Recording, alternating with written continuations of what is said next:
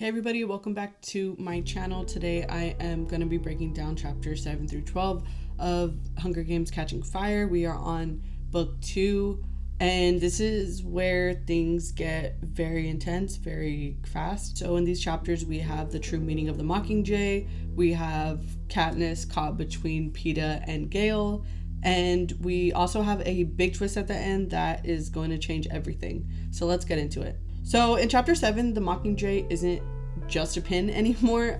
So we open with Katniss heading out into the woods, but something just feels different. It's a few weeks after she settled in. This isn't her usual safe space anymore. It just feels off to her. This is where we get one of the more important pieces of the lore in the series. We get the origin of the Mockingjay. Basically, the Capitol created these birds called Jabberjays to spy on rebels, and they could literally memorize conversations, a bunch of different tactics, I guess. The Capitol had a way of essentially signaling them back. They could I guess with the remote have them repeat whatever was said, and that was their way of spying on the rebels and of the people in the districts. Early on, the rebels caught on to what was going on, so they were starting to feed the Capitol fake information, and the Capitol essentially abandoned the project entirely.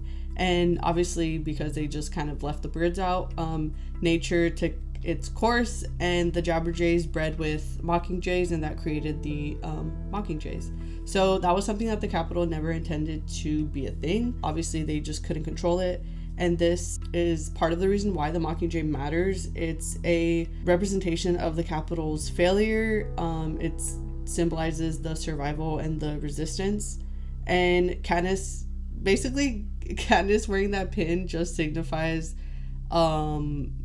it's a symbol of rebellion, and she had no intention of it. So whether she wants to be or not, she is the Mockingjay for the people. So Katniss ends up meeting up with Gale in the woods. He's hurt, not physically but emotionally, like a lot of them are. He is mainly hurt from the engagement to Peeta that we saw in the last few chapters, and he's definitely not okay with that. And Katniss kind of just tells him everything, what really happened in the games that they probably didn't show. She's telling him her plan to run away. They hug, and Gale says he'll go with her without any hesitation, by the way. He kind of just says, "I love you," to Katniss, and she hears it and she doesn't say anything. She says that she knows he loves her, but if things could be different in any other world, in a safer world, then the possibility of them being together would be a thing. I think this kind of just sums up what their relationship is. It's kind of just a tragedy and filled of what ifs. And so while having this moment with Gale, Katniss accidentally mentions the beginning of the uprisings in District 8, and Gale immediately locks into it. He's kind of all here for it. He is telling Katniss it's not just about us anymore. We could do this. We could rebel. If the other districts are doing it or starting it, then they could have a chance in District 12. Katniss kind of shuts that down. Gale kind of just keeps telling her that she could be part of something bigger. Before they could even process that, everything kind of just goes wrong. So they go back home, and Katniss finds a moment to talk to Haymitch and Peeta about her plan to leave. This is where they hear a lot of screaming and a lot of panic from the town square that they have, or the square, and they run to it, and they see that Gale is tied to a post and he's being whipped. And he's being whipped by the new head peacekeeper, Romulus Thread. So Gale is publicly lashed with 40 lashes. He's barely conscious at this point, and basically the main reason is because they caught him with a wild turkey. Obviously hunting is illegal. He says he found it like that, or he found it and he killed it. It's still illegal. Katniss basically just throws herself in front of the whip, and she gets a gash on her face. Haymitch kind of steps in and is like, "Hey, do you not know who she is? I'm gonna have to postpone the people from the Capitol coming." And basically this just kind of shows how much she does care about Gale, and it just shows how dangerous things have become with this new head peacekeeper. So they take Gale back to Katniss's house for her mom and Prim to help him out. Obviously he's not even conscious at this point anymore, so they help Gale out and they let him like sleep it off to heal at their house in the kitchen. And basically while Gale is recovering, Katniss just stays by his side. She sits with him throughout the night while he's asleep, and he kind of wakes up as soon as she sees that. She basically just starts imagining that if somebody else had loved Gale, she would feel jealous and angry, and she just thinks Gale is mine and I am his. And for Katniss, that's just huge. It kind of just took him almost dying for her to realize this, at least like for herself.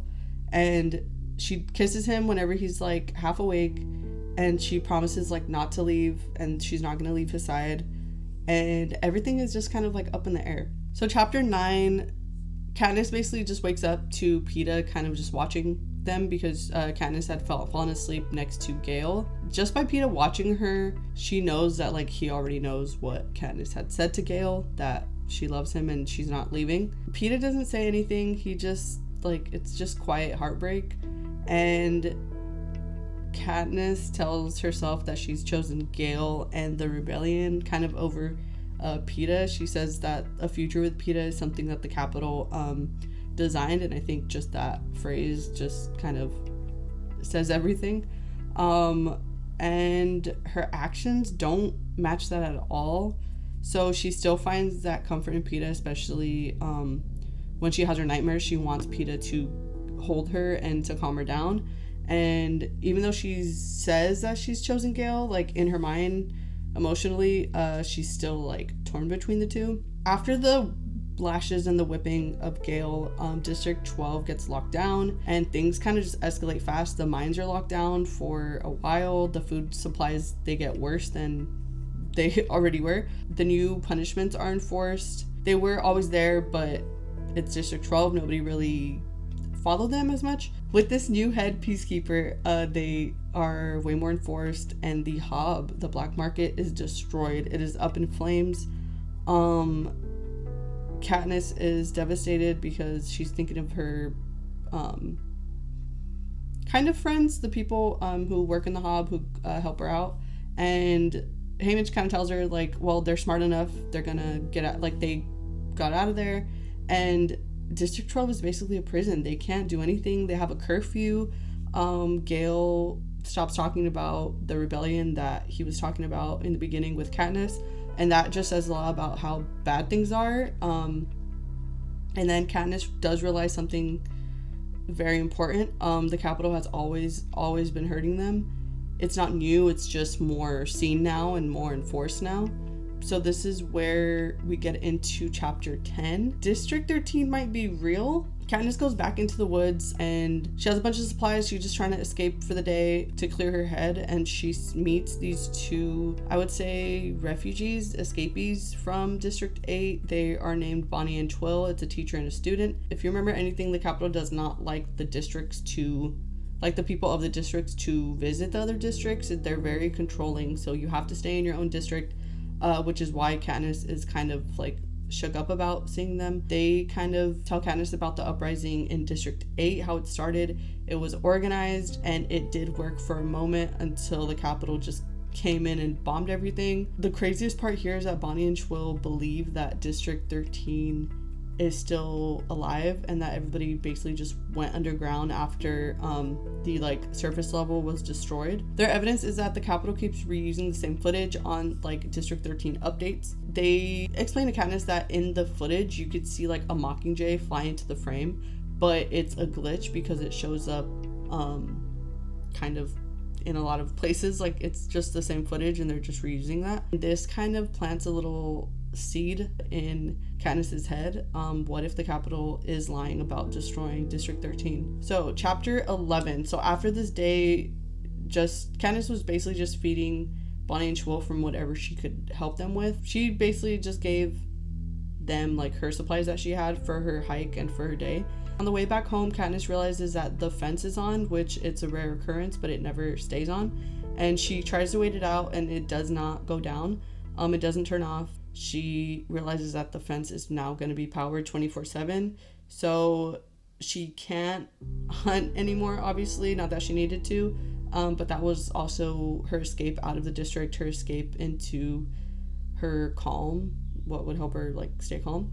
So that night she gets home, she twisted her ankle because she had to jump onto a tree and jump over the fence. It was a few feet in the air.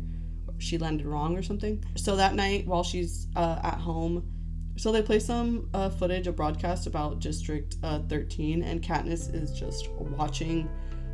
She's basically just keeps watching the TV in hopes of catching that Mockingjay, and she does see the same Mockingjay glitch twice. And so now she's not just believing a theory, she's seeing the proof of what Bonnie and Twill had told her.